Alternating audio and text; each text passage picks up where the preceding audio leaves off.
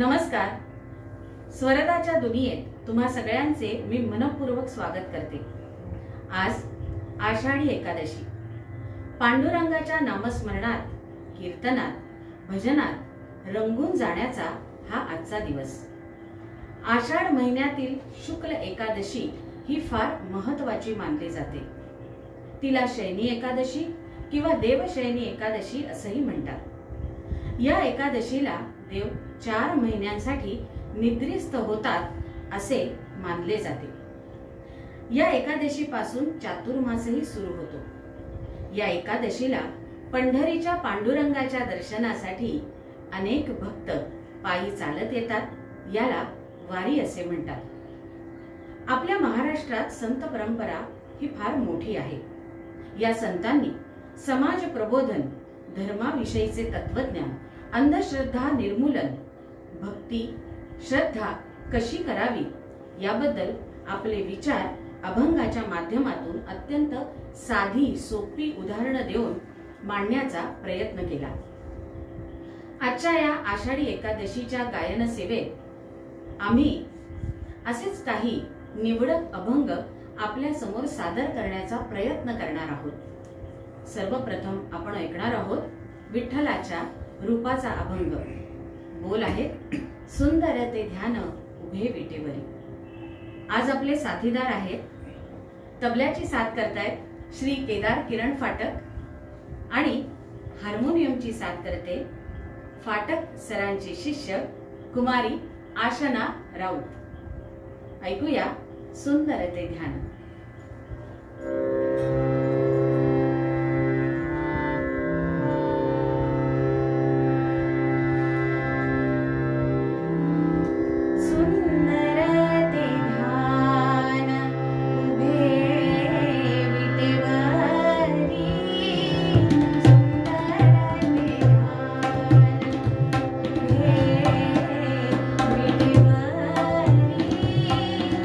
करा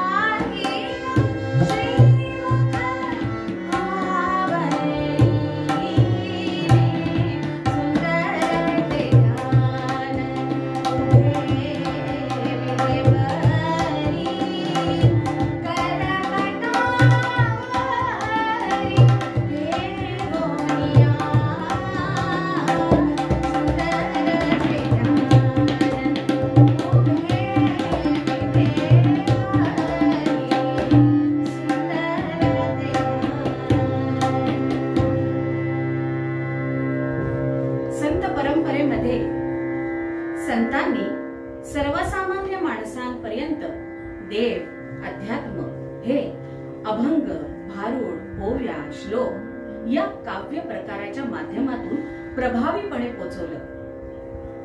आता हाच अभंग बघा ना. चाले हे शरीर कुणाची ये सत्ते, कोण चालविते हरिविण. आपण जे जे काही जीवनामध्ये करतो त्यावर एका अदृश्य शक्तीचे नियंत्रण आहे. आपण कधी, काय, कसं करणार आहोत हे सगळं आधीपासूनच ठरलेलंच आहे. मग एखादी गोष्ट मी केली हे म्हणणे कितपत योग्य आहे? प्रत्येक घटना ठरलेली आहे. ईश्वरी सत्तेपुढे आपले अस्तित्व अतिशय लहान आहे. याच आशयाचा हा पुढचा अभंग ऐकूया. हा अभंग, या अभंगाला संगीतबद्ध केलंय श्री किरण फाटक यांनी आणि हा अभंग आपण त्यांच्या स्वरामध्ये ऐकणार आहोत. ऐकूया. चाले हे शरीर कुणाची ये सत्ते.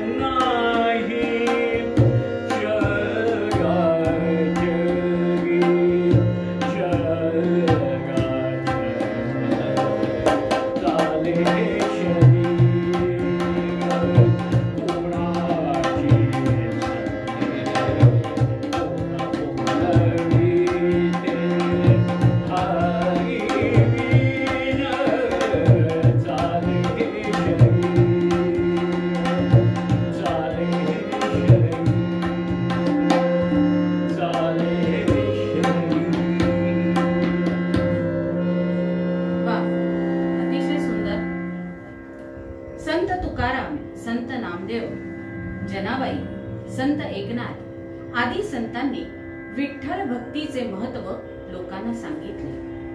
आपली दैनंदिन कामे करत असताना मुखाने पांडुरंगाचे नाव घ्यावे असा साधा सोपा भक्ती मार्ग लोकांना फारच आवडला.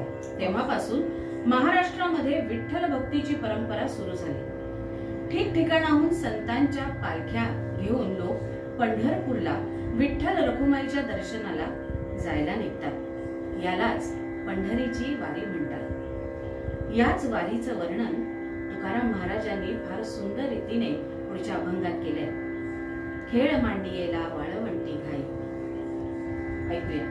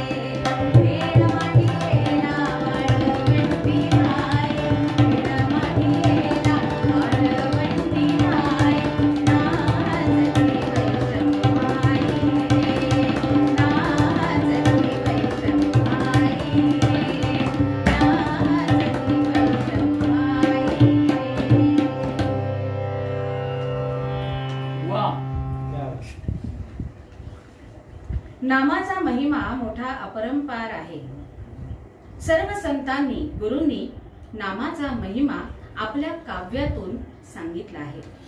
गोंदवलेकर महाराज असं म्हणतात, नाम सदा बोलावे, गावे भावे, जनासी सांगावे, हाची निरोप गुरूंचा, नामा परते न सत्य मानावे. या नामाचं सार पुढील अभंगातून संत तुकाराम महाराजांनी सांगितले आहे. नाशवंत देह नासेल हा जाणा, कारे उच्चाराना वाचे नाम.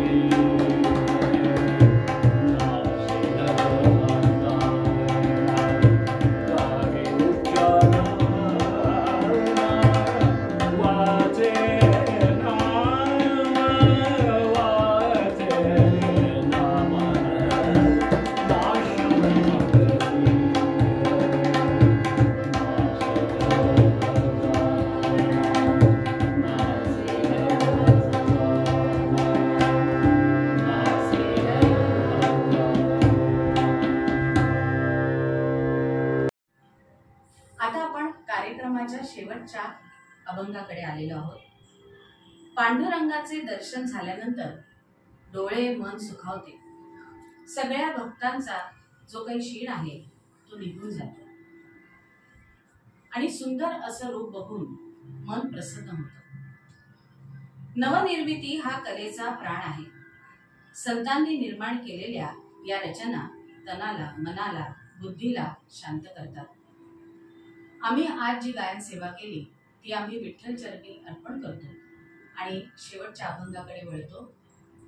नमो आदि रूपा ओंकार स्वरूपा सादर करतायत श्री किरण फाटक.